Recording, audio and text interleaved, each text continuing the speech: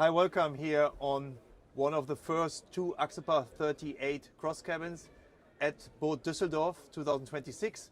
And I have the great pleasure to have somebody on board, probably the person who knows the most of every human on Earth about this boat when it comes to the whole package, because you are the project, Jan-Uwe, thank you for taking that time.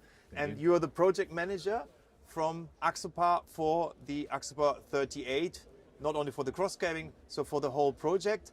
So this boat, to be sitting here inside, especially yesterday, having had and seen how much attention that boat got and how much positive or amazing feedback, it must have been a very releasing day for you yesterday.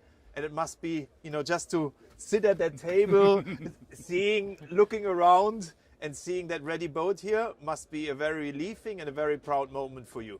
Absolutely. It's amazing. I mean, it's a long journey that we have gone until we reach this point. It's fully, to be honest, it's a fully amazing moment at the moment to see that, like, all the hard work and all the passion that has gone into this has finally ended up in this amazing product. And this is something that I would say that we are really, really proud of. This and so many people have really expressed their positive experience of this when they have gone on the boat. So I'm really looking forward to start selling this in volumes, because this is good. This is a good one. The amount of people which been yesterday here on the stand, like press and then connected people to the press or just visitors of the boat show, that was ever highest level of people attending here. I think so. It was like 300 people plus, I would easily say. Easily say. It's like a huge interest the whole day, and also today has been a big amount of people all the time. And I expected that the people would be interested, but what we have seen here has definitely gone over my expectations. It's how people have received this new boat is just amazing. People really express their positive. So you are the project manager. So what can people, understand out of that position? So what is your responsibilities? How many people are in the end working into your hands to make this boat, beside the production people? But when you talk about the project itself, from design point of view, from what a bill of material, all this wording. So how much people are in your team, which are mainly working for the 38 in the last, how long also you are in the team working for that project? So describe that a little bit from somebody from the outside world. Yeah, exactly. So a small correction. My title is product manager. Oh, sorry. So and I'm working very closely with the project manager, and we two together are more or less the one who is the maestros of this orchestra. My role is very much to be the internal customer in the company. So I should represent the end customer within the company in all stages of the project to ensure that we end up with a cost level that we should have, so that we can have a retail price that is correct, that we have the specifications, that we fulfill like everything that the end customers want to have, that we really like, that we are. My responsibility is very much to ensure that the whole project, everything that is being developed is on track, online with what the end customers in the end will like and appreciate. And which was in the end set from other people inside of your company as well. Yes. Because you are not talking to every end customer. No. So this has been done with the dealers together. Yes. We've been talking about this mainly in Palma, Yeah. in our port in Calanova. Yeah, absolutely. In 2.5 years ago. Something like that, yeah. 1.5 years ago. It was during the presentation of the 1200s. Yeah, I think it was. So that was spring 24. Yeah. There we So April 24. So that's only 1 year, nearly 2 years, but 1 3/4 of a year. So that's quite fast then, because there you were gathering the information. Yeah, we had already started the project, so it was not that we started afterwards, but then that was the moment where we really needed the feedback. That's not the only time we have gathered. I mean, the 37 has a full lifetime. It's now the 7th year it's running.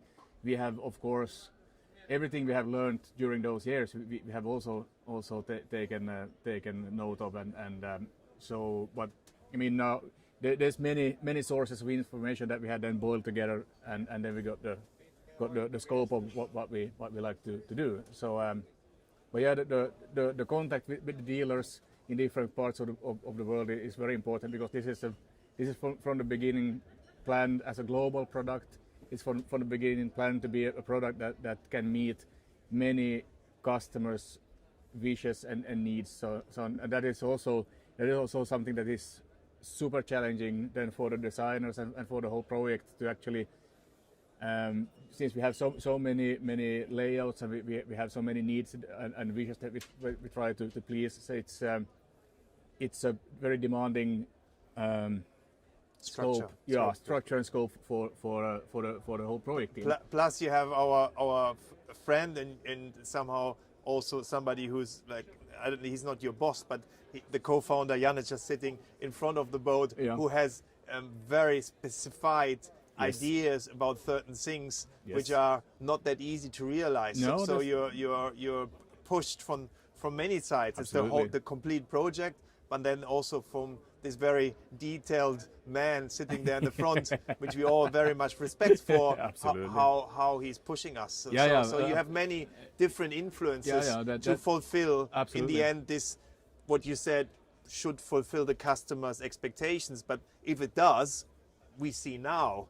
Before, it's more like an imaginary customer expectation. Where you had last night, we had a beer together, and you were putting this cap of a bottle on a, let's say this is the market, and wherever you put this cap is not where other brands are or where you are. It must be somewhere completely differently. Exactly.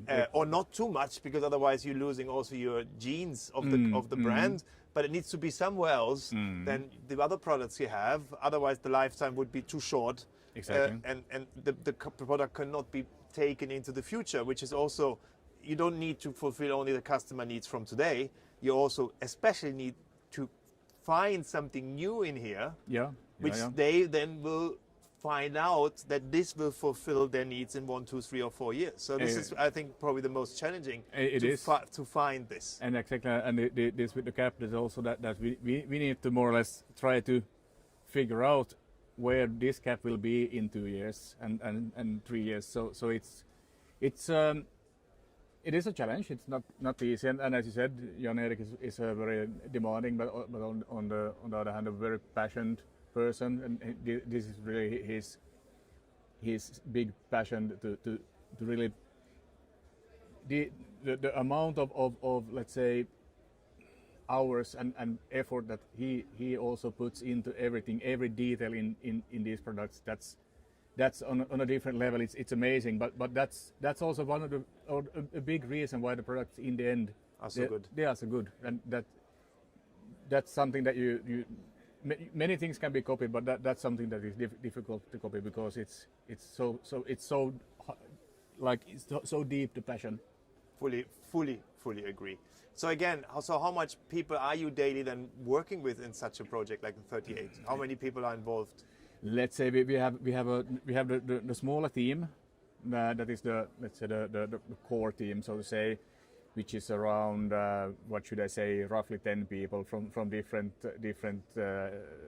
teams in the company, and then it can also expand bigger. But there is the small core group of roughly 10 people, and these then can take their tasks into their own teams, so in the end, it's like a tree. Like a ball that swells. But I mean, in the end, this product has been done by really many people, but the core team is around 10, and then I mean, if sourcing gets a task, the sourcing representative goes back to his team, and then there's suddenly maybe 3-4 guys from sourcing working for making this project going forward. And when this happens in all the teams, the outer circle is big, but the core is around 10, and it's really like now especially now since we had the prototype in Cannes, and then we managed to bring this one or these ones to the Düsseldorf show. So the time between Cannes and Düsseldorf has been very hectic, very stressful for many people, but now it really pays off, and it's. So what would you name your, let's say, 3 biggest challenges during the last 2 years on that project? Wow, that's a good question. You know, really where you felt we are running maybe against the wall, but if we don't run, then this is probably going to be even better. So. I mean, at the same time, I mean, this what we are looking at is a ready product. Time is probably the most challenging. What nobody can see is that there is parallel project to this project that they are just not visible. They are things that in the end just enables better production, and that's probably like we improved our PDM system, so the system where all the drawings sit and where all the parts are registered. That we updated and improved simultaneously together with building this boat, and you know the whole recipe of the boat sits in that system. So the improvement of the boat is much faster when it comes to small changes. Exactly, more controlled, and we made the whole, and also for production.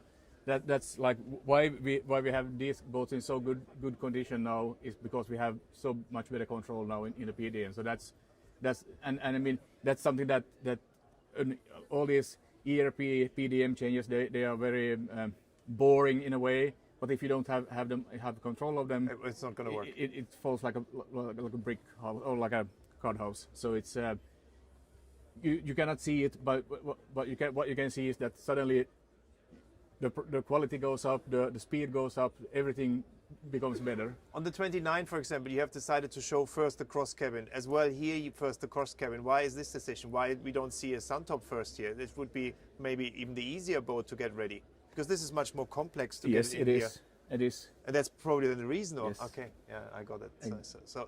So go complex first, yes, and then become more simple, yes, and not the other way around. Yes, because it's so many things. So many things needs to be locked, decided, and if they are locked on the easy product, then you will, let's say, make the challenges double than when you do the more difficult and demanding one. So start with the difficult one, then you can scale down if you use that word. I think it's also much more difficult to make a cabin boat looking good and working out good by heights. Like how I'm sitting here, how I can see out by the sitting height, still having the right foot height how I'm sitting, the depths, like all this dimension, and then still it looks good from the outside. Yeah. This is on a cabin boat, I think, much more difficult than on an open boat. It is, because this box seal is it's quite long. I think the cabin feels like easy 1/3 bigger than on the 37, which the boat is not so much smaller. So that this still looks good is, I think, a very challenging part. It is, and this is also where we have great help from VR.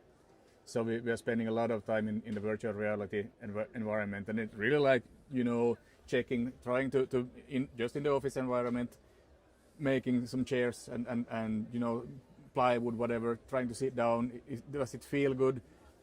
Can I see out through the window in the virtual reality model? Like we do really spend a lot of time in the model before we even make some mock-ups, and then we also do mock-ups, at least partially, of the boat to further understand if it's a good or bad concept, and then we can do prototypes of cushions in the mock-ups and also all things. So it's so just to explain, a mock-up is in fact. And I've been sitting in one of them. So even this table was in there, the table footer was in there. So you have in fact the same setup as we have here now to find out what view you have, how is the seating depth, how does it feel to sit here and put your arms left and right, is it cozy, you know, all this stuff, which is somehow not really possible in the virtual reality, not yet. Maybe at some point you also get this feedback, but at the moment it's not yet.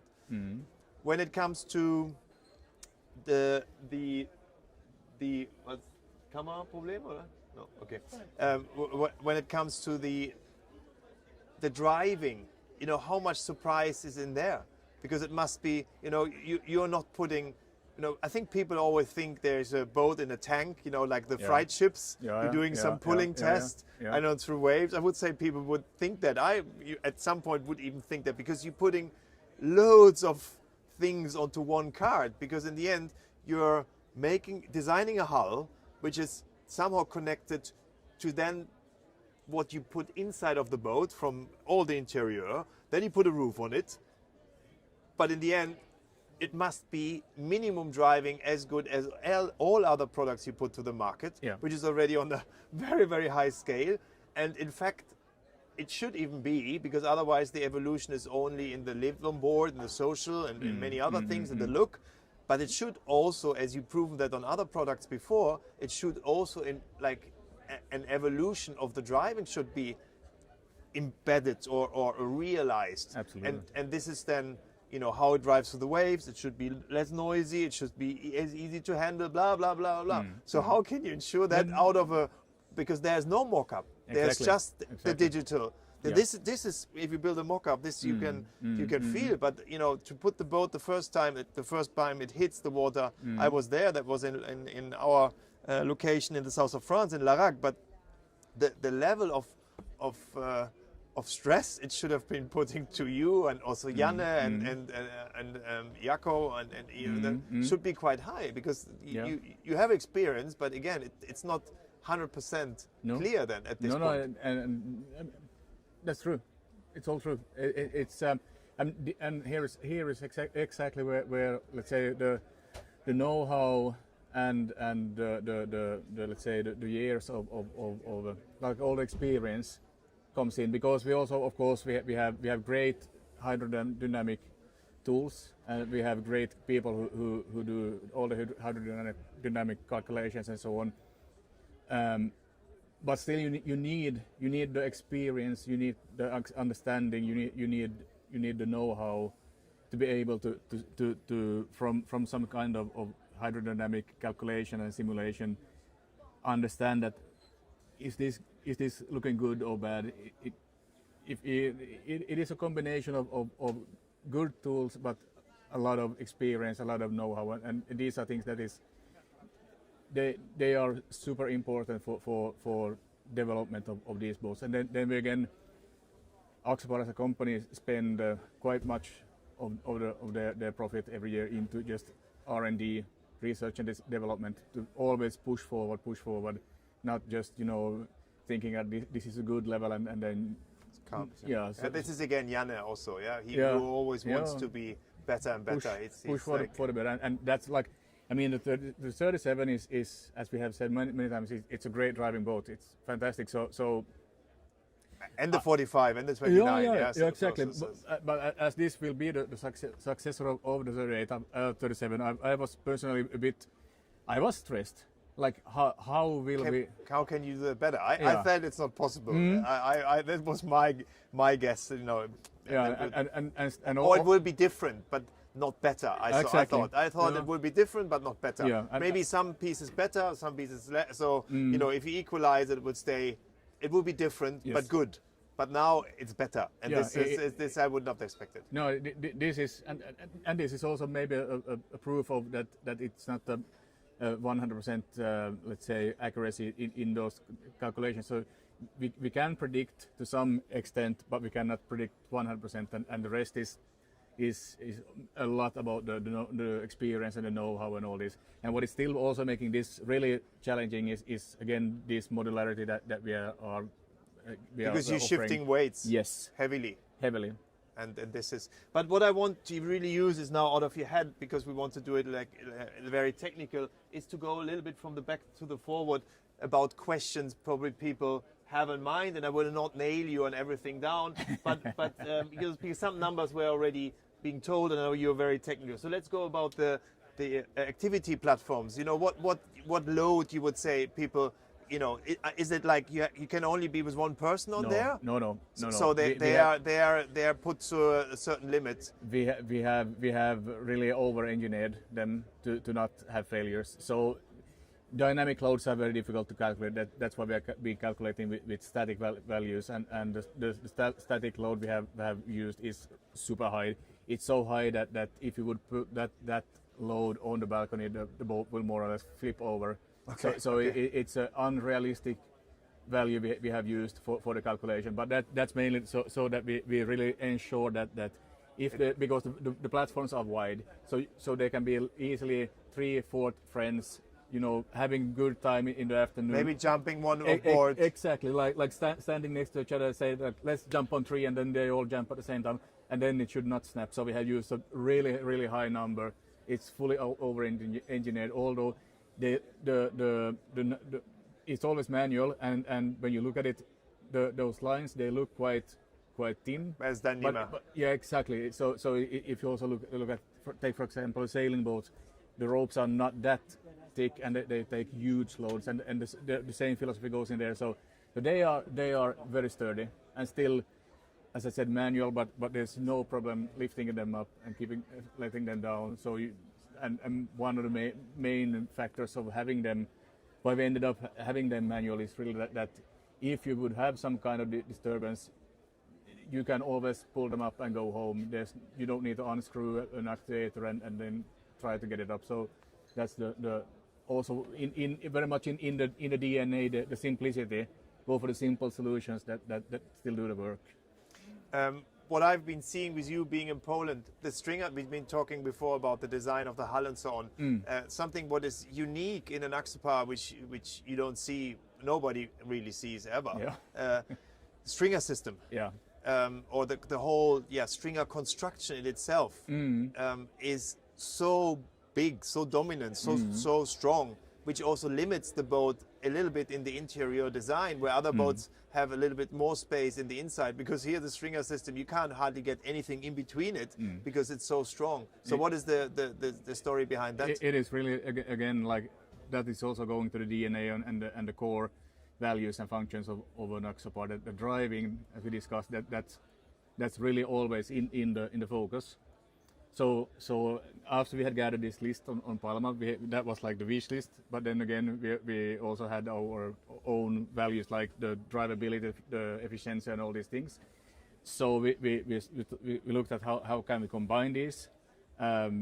We realized that we need to in order to meet this wish list, we need to scale up the boat a bit. So that's why it became a 38. And then we found a hull shape that we believed in, and in order to have the great driving, the great behavior, all these things coming together, we also do the very sturdy stringer system that can take all these. I mean, this boat is very agile, so you can do all the sharp turns in high speeds and so on. And this is one of the things that enable it. Then, as you said, with this focus on the great hull, on the stringer system, then the wish list again came from the side and like wanted to be part of the game, and as we had already made the hull a bit narrow, a bit. So in the end, you start with the hull. We do, which is also, I think, very unique in the branch, because normally I would say the shipyards say we want a separate shower, we want a bedroom with standing height, we want this, we want this, and we want this, and then we put a hull below. Which then ends up in many of our competitors having a maybe good looking boat, maybe having a boat which ticks all the boxes, but it drives like, you don't want to be with it at sea. Exactly. So it's so wrong. I think as we're on a boat, and the boat needs to drive, exactly. So it should always come from the hull into the rest. No, the driving is something that we are never willing to compromise. So we for example, on this one, we now have the first really like the enclosed toilet on this size of a boat. That was a big thing to get fitted in. Many other brands can do it quite easily, but that's because there's more room in the hull, and we are simply very limited by space. Because of that, we are not willing to sacrifice any of the drivability. We have actually even improved it. And that's one of the reasons, the reasons behind why it's so challenging to get all these pieces together. There's so many high demands, so it's very challenging. But I'm very happy with the end result. So tell me a little bit, also in the front, this kind of flare, I don't know how you call it, this special Axopar, you have the nose, and then you have this flare, this nose, which is even much wider also now, which takes the spray away when you look at the hull design in the front. So you have a very steep V, and then you have this, I don't know, they're going like this down and on both sides. So they're much wider now. So what is the idea behind of this? You're thinking about the steps? Yeah, no, not the steps in the hull, in the front, this design. Okay. Yeah. So that looks, so the boat looks much more aggressive. From the hull side? Yes, when I'm looking from the front, then I seen these heavy steps, like you have the deep V, and then you have this area, and it goes so far. So you really increase that on that boat. Yeah, and that's like partially it's a like visual design thing. Also to separate, like from the looks, you separate easily the 38 from the 37 and so on, and it has the function of the like it takes the spray. Yes, exactly. So it brings the bow up faster again. So in waves. In waves. So that can't nose dive. So it's a feature that has many, let's say, many purposes. Electrics on board. So we're having now, first time ever on an Axopar standard 230 on board. Yeah, if you take the shore power. If you take the shore power for sure, but 230 we always had, but not during driving. So you have like a combi, you call them. So you have a charger combined with an inverter. Correct. Of 2,500 watts. It's a combi master with master volt. So the owner can, for using a coffee machine, for during driving anyway, but also being on anchor, use up to a certain level of capacity all his sockets for a certain of comfort. Still he has to watch out for the battery capacity, because this is in his responsibility to manage this. Yes. Again, during driving there's no big issue, because the two alternators, especially of the V10s, would anyway bring enough supply. But during anchor, it's his responsibility. The reading of the batteries, is that then standard also as well? So it's on the chart plotter? Yeah, so on the 38 we always have the smart battery hub, and that gives a lot of more or less all data through the NMEA network directly to the plotters.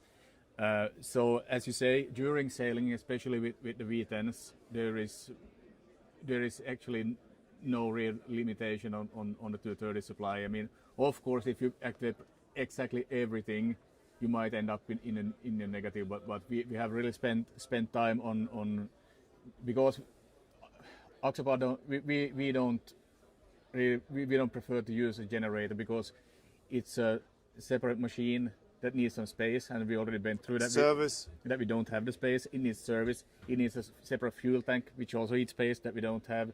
You need to have two different fuel types. Many people don't appreciate the diesel smell and its noise and so on. So we try to really take out as much advantage as we only can from those alternators. The Mercury engines have gone forward a lot. Mercury has they have spent a lot of also R&D effort on the noise cancellation, so they are really silent. So you could even let the engines run to charge.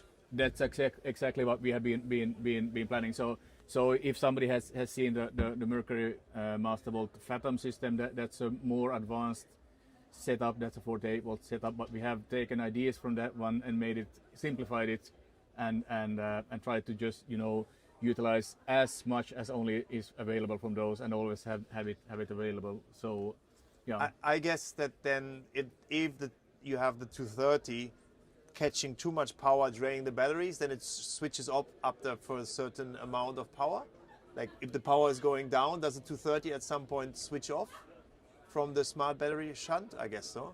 How you mean that the battery level goes too low? If you are using the coffee machine and maybe you're cooking something and the battery level goes below 40% or whatever, at some point the 230 shuts off, so you don't drain your batteries into the level where the essential boat use would be sacrificed, like the chart plotters, the light and so on. Correct. And that's the like the security way of dealing with this possibility to use 230, but don't drain the batteries. And if you want to use it more, then so the option is, in fact, you have the 230 including the inverter, the same inverter will then be utilized if you take the options, which is then the lithium pack, Yeah. which is then increasing the battery capacity by 3 times. Or? Yeah, I mean we have space for 4 AGMs, and then the lithium pack is it's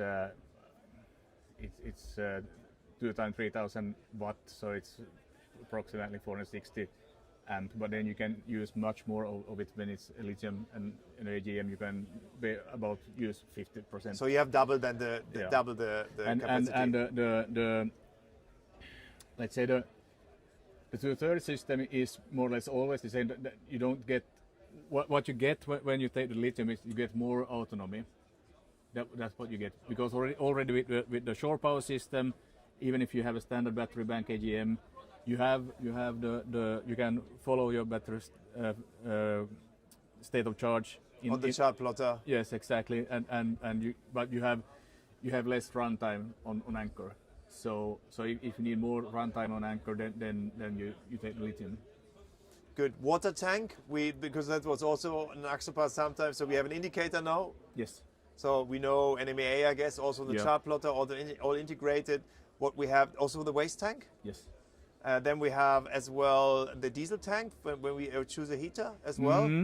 Okay, so that's all, let's say, not gimmicks. This is, I think, quite good to know for an owner or captain to have this fluid level on board. Yes.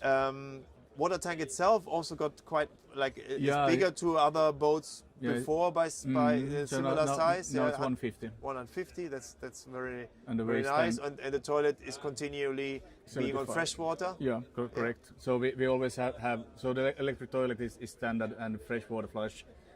Even though you don't take the enclosed toilet, you only take the toilet that is under the L sofa. You have the electric toilet with the freshwater flush and 75 liter waste tank, 150 freshwater. Yeah. Joystick system, is there we have the joystick system, we had that before. We have the autopilot integrated. Trim flaps are the ones you've been always using before, so there's no automatic trim tab system, which I anyway don't like, because trim works the best by the captain. We have a new charging system at the helm. What else? We have an air condition now, which is also a variable speed one, Yes. which I really like, is that it's blowing down from the top, Exactly. which is very, very important. It's going up through that C pillow here, so or goes up. yes, and Gear goes. connection. Yes. This is, I think, a very, very positive thing to have. What else do we have as, let's say, gimmicks? Which we have We have this wheelhouse lounge option. So the standard is the back aft sofa and the seat bench, and then with the lounge wheelhouse lounge option, you get this this foldable seat, so you can fold down if you don't need it, or then you just take it up, bring it up, and then this goes all yes, down. this is electric, and it also has the swivel, so you can turn and slide it, and then when this goes down, and you get also the infill cushion, then this creates a big day bed. Then if you upgrade the sport seats to a sofa, then you get like, I mean, you can turn this back, so then the full length is over Really 2 meters. It's 220, so then two people can even sleep inside. The back window is on this boat, it's manual. Yeah, You can also have it electric, correct. or you can have it enclosed as a standard that Yeah. is not openable. Exactly. So standard is a fixed window, and then manual, or then the electric. So it's a matter of choice. Same with the roof as we knew before. You can have that electric and manually. Yeah. What else do We have have? the JPO integration. Yes. On the bow thruster? Yes. Okay. Yes, that's So- also new. Yes, that's new. So if you're not, if you want to improve the JPO functionality, then you select the JPO with the integrated bow thruster. So that means, just to explain, that you can the engines, what they try to do when the boat should be sidewise, it's like you would take a surfboard in the water or a dinghy, and with your two hands you want to turn it to the pier. So it's the same effect. You have your one arm pushing and the other one pulling, and it helps a lot if you then have at the other end of that surfboard somebody else just pushing a little bit with his finger, and the Exactly. boat and the surfboard would turn very fast, and that's in fact what is then in this second the use case of the bow thruster integration, as when you're going with the joystick sidewise, the boat will go more easy parallel with more power even towards the wind, or hold its position also much better. Yes. So that I think is a very... Then we have the Axopar Connect, I guess, automatically with what we described before, which then gives all the information about the battery status and so on into the phone, into an interface, so you know before maybe sending your kids ahead and saying, fill up the water tank so we're ready to go, or, or be sure that the boat is fully charged. Maybe when you got home late, had some beers with some friends, maybe somebody forgot to put the shore power in. Exactly. And you can activate free, just you can turn on deck lights. There's things you can do, and there will be more things coming for the Connect now, like through the years. It's not like it will be ready and nobody will do anything more. There will be more and more and more development on that side as well, definitely.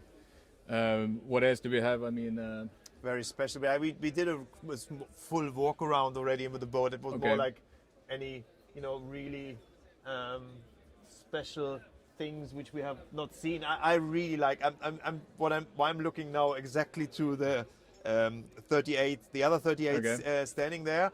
And I don't know, there was probably in this time we've been talking here, how long is it now? Nearly 40 minutes. There was probably 10 people on this other boat there, just on this other boat sitting there on the benches, on the fender boxes. Always like a couple or two people going together, one on one seat, the other on the other seat. They're both looking forward facing and laughing. So everybody really enjoys that position. That was amazing. It's an amazing idea to sit in the wind, but as everybody knows, if you sit in the back of the boat, you don't have to be stressed about movements, because there is no movement in the back of the boat.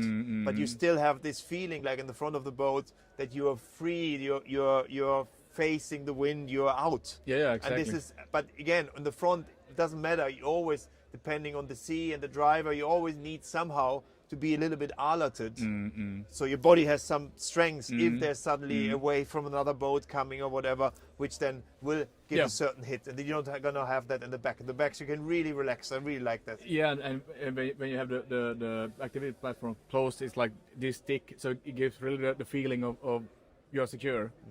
So it's really, really good. What is your favorite? You've been driving both boats now, V10 or V8? Personally, I'm a big fan of the V10, and that's because of the bigger propeller, the big gear house, the different gear ratios. So the let's say the grip that we get from low speed, that's something that I really like. It is coming through a turn, full throttle, and the response is instant. So if you not have looked the video maybe in English, then from Tom or my one in German, of us doing the first testing, the first driving of the 38 in Helsinki just before Christmas, you can see in my face how surprised and how amazed we are of the grip of that boat in the turn, especially with the V10. It's just insane how that boat goes through the turn on rails. It's like a Porsche. It's surreal for being on the water. And how much you can then even being in turn, you even give it a little bit more, or then open it again. It's so precise, and it is so much fun. Yeah, it's very, just very amazing. I expected good, but as I said, I didn't expect it to be like this. It's way over expectation. Also the drivability. Of course, now I'm personally I like driving, so I like the big engines and so on. I like a very, let's say, active driving style. The V8 is not at all a bad choice, but if I need to make one selection, then I go for the V10. But the V8 is also, and that's also the nice thing that when there's so much effort put into the hull design, this boat can handle. It can be fully fine. It has no issues running the V8s. But if you really like to get all the fun out of it, all let's say the classic Axopar characteristics, then the V10 is the more, let's say, entertaining. How would you, because you have a family with kids, so how would your specification look like, your personal one? I give you now, you know, you finished that project so amazingly. I'm talking now from Kari's point of view. So you gift. But after 200 are sold, you get one yourself. But you can spec it already now. So how would that look like? It would be, let's say, I think I would take use of the bow. Yes. I would go, of course, Galvin doors, classic.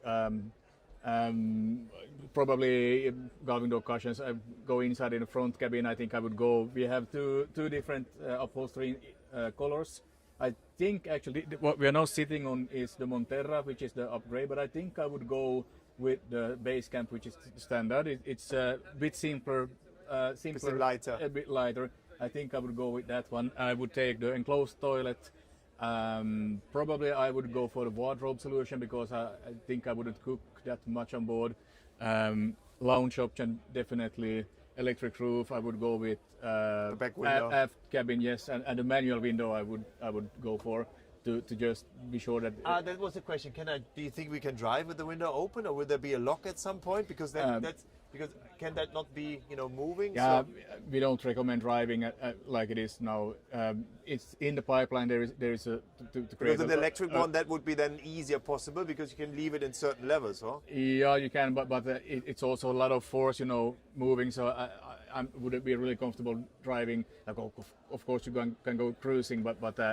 Driving some higher speeds, I wouldn't really recommend. But we are having a look for the upper position in the pipeline. So let's see if you get that one done. Brabus line? Yeah, I like the Brabus line definitely. What kind of fender box setups? That's a good question because I think I would take the platforms because they're nice. Then the question is that would I go? Although it's nice with the double seat benches. That's so a good. Not clear. I don't know. Okay. I don't know. Okay. I would definitely take the aft cabin because of because of how easy it's to load. So just even if you wouldn't sleep on board. Even if I wouldn't sleep on board, it's exactly. just an amazing storage area. Yeah, exactly. And coming as you said, I have family, I have kids. So it's always a bit of a stress in the harbor that the kids want to go in one direction and maybe we are in heading the other one. Yeah. Exactly. So it makes it so much easier when you come with all your cargo to just drop it on the quay, go on board, lift up the big hatch, wow, and then you can just drop all the duffel bags, everything you have, all the food, everything just down into the aft cabin and then you go.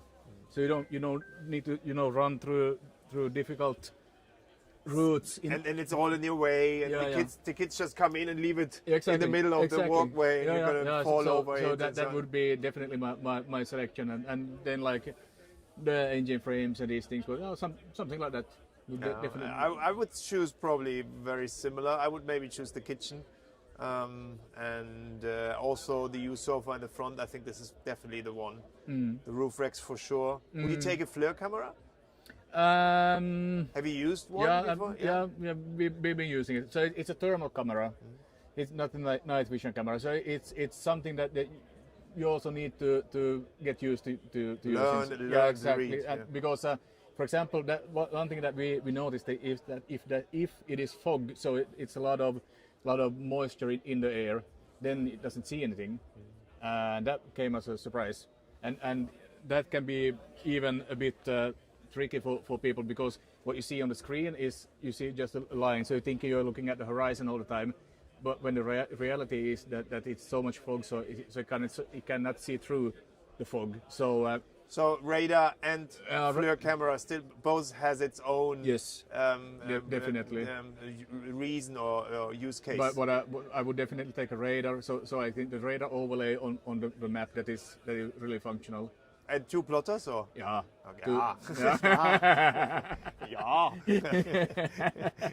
I would go double 12 definitely. Yeah. Okay. Is there any bigger plotters possible? No. Not at the moment. Not at the moment. Okay.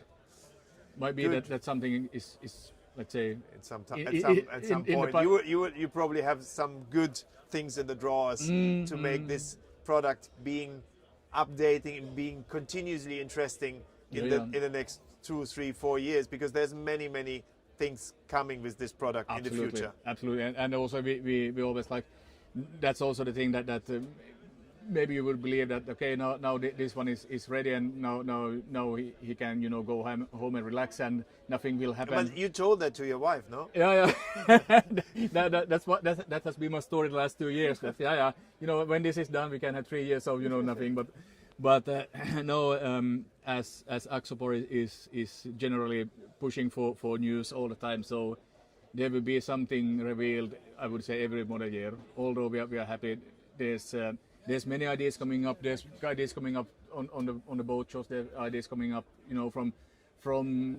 I think that now I will start to have like a long list of wishes through the spring, where we actually get these boats out and to different markets, and the different markets send back different feedback. Yeah, exactly, and we will have a lot of data to just go through and digest. So I think that we will have much fun to look forward to. And you're also having had the chance to drive the boat already quite much, because you were in Cannes on the prototype, and then you had now the 3 boats, one the prototype, and the number 2 and 3 we drove in this testing, whatever you did. So these 3 boats are still in Finland now. So probably two of them are in Finland, and one is back in Poland. But we have had them during the autumn. So there's also much to learn from yourself on these boats still. So Absolutely. So own learning, own feedback. Yeah, absolutely. And that's you need to use it in order to learn what is working, what is not. How long are you here for this week?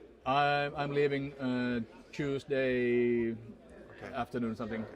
So if there's any questions relating to the 38, which you are really interested in, for sure, write us at Boote Polch, and we will do our best to answer that to you, because it's also a new product for us.